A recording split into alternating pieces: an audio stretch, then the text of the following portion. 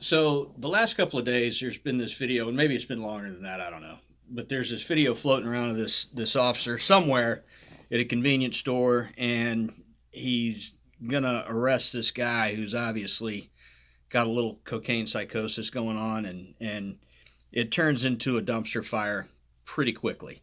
Um, and I'm sure you've all seen it. You all know which one I'm talking about. The community at large stepped in and helped this guy out, and there was a happy ending to it. But I feel for this guy on a couple of levels. One, I feel for this guy because his shit is out in the street, uh, and I hope that this is for him anyway a lesson learned, an opportunity for him to kind of reflect on himself and make some decisions about his future and how he's going to move forward.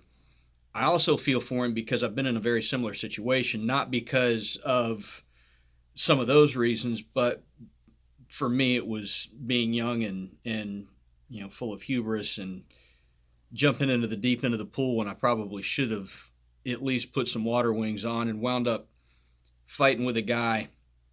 And let me say this. Oftentimes in law enforcement, when you hear somebody say, I was fighting or got into a fight, oftentimes it's not so much a fight as it is, you know, the bad guy's trying to get away and you're trying to get handcuffs on him and you're wrestling and whatnot. Yeah, that's, I mean, technically it's fighting, but it's not, a one versus one kind of a situation. Those aren't as frequent, but I found myself in that kind of a situation where I had just gone toe to toe with a guy who weighed about 40 or 50 pounds more than I did in the August, South Carolina heat. And man, it was bad. And at the end of this thing, I wound up with, and I, not even clear how this happened, even after watching the video several times. I wound up with bad guy behind me with my ass baton around my neck. He was trying to get it around my neck. And long story short, it worked out. Um, we both walked away from it alive. Um, he didn't kill me, and I didn't kill him, and that's good. But I took that experience and said, okay, this this is what it feels like. This is what it is. And growing up, you get in fist fights. If you spent any time in the military, you've been in fist fights. But when it's not a friendly fist fight, when it's kind of a life or death situation, that changes your perspective on things, especially when you're reflecting on what just happened. Um,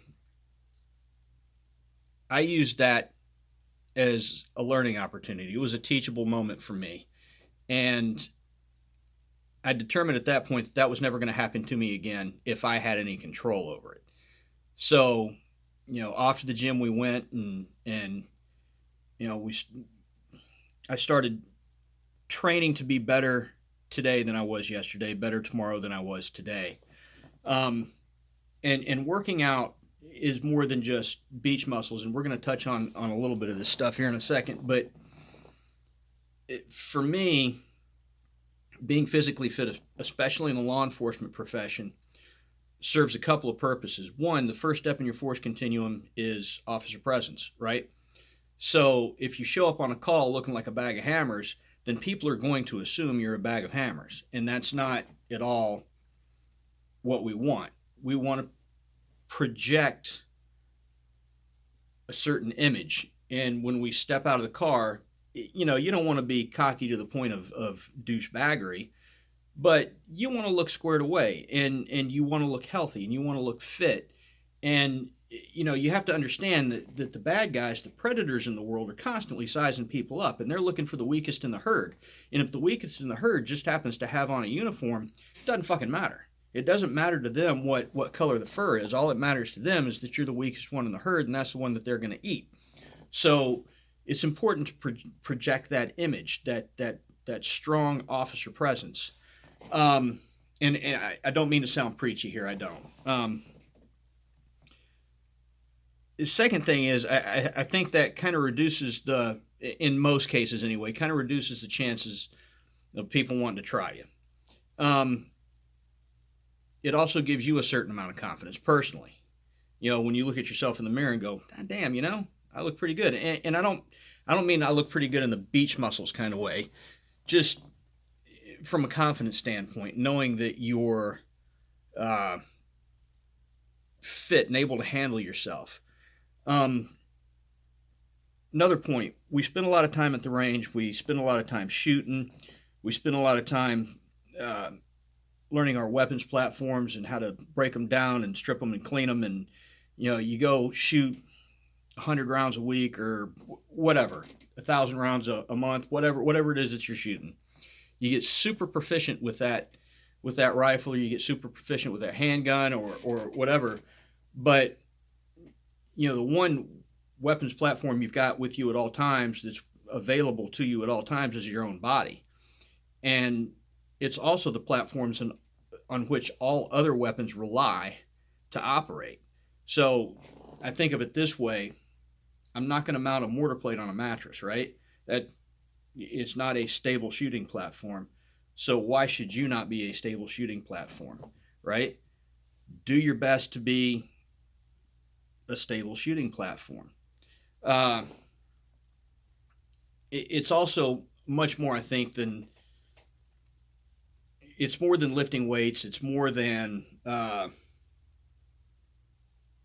jujitsu. It's more than it's. I think it's a combination of a lot of different things. And I don't personally. I'm not the guy to come to for advice. Say, hey Chuck, what would you recommend I do as far as working out? Because I don't. Man, it's different for everybody. Man, it's like buying underwear. What fits me may not fit you. So, you know, a workout for a 47-year-old man with a broken back is going to be vastly different than the workout for a 25-year-old who's been in law enforcement 3 or 4 years, or the 28-year-old who just got out of the military after 4 years and is getting into law enforcement. You do what works best for you, and you do what you think is going to give you the most benefit and make you less of a liability and more of an asset. If that's jujitsu, if that's some other kind of combatives, if that's lifting weights, if it's hot yoga, if it's Pilates, if it's goat yoga, it's whatever, man. You do whatever you think is going to make you an asset and not a liability. So look, I've been ranting now for 8 minutes. The end of the day, be better today than you were yesterday, right? I mean, the get fit or die thing is kind of tongue in cheek. It's kind of cheesy, but it's literal. I mean, yeah, we're all going to die, even if you're fit, but give yourself the advantage and give the people around you, whether it's your teammates, your beat partners, people in your platoon, or the citizens and civilians you're sworn to protect, give them confidence in you, right? I mean, you're no good to anybody if you can't get to anybody. Anyway, that's enough ranting from me. Hope you guys have a safe day. We'll talk again soon.